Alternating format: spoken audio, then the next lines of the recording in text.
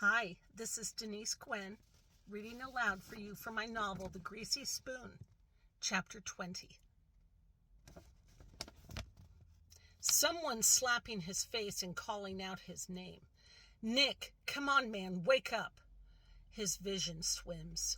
Nick, wake up.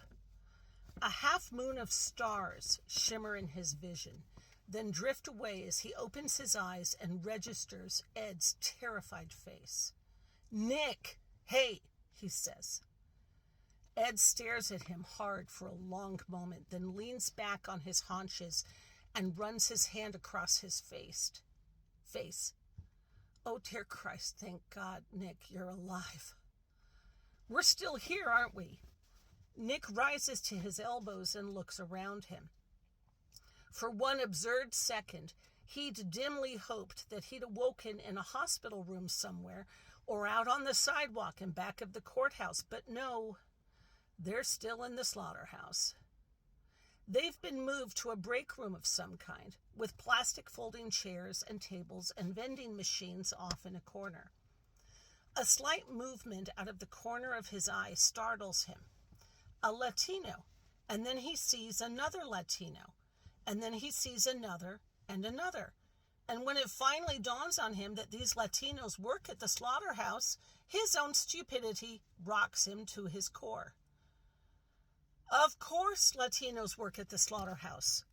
No sane person would perform such vile work. And this is the break room. Some of the workers idle around and speak to one another in low voices. Others sit at the plastic tables and eat their packed lunches. Others simply sit quietly and sip their coffee. They're all biding their time until their break ends and they return to the grim business of butchering hogs.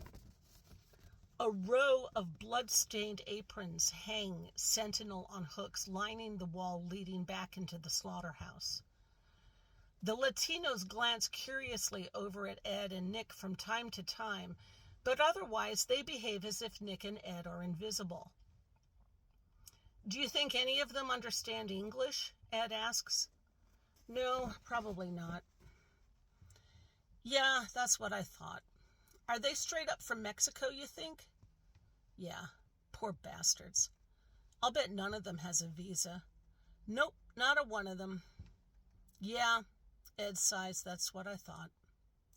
They get shipped up here in the back of a truck and delivered to this factory to work. And when enough of them get maimed or injured to the point they can no longer do their jobs, the farmer will call INS. He'll sweep in here and dispatch them all back to Mexico, just in time for a fresh load of factory workers. Huh, Ed says, and you know all this because... Nick shrugs.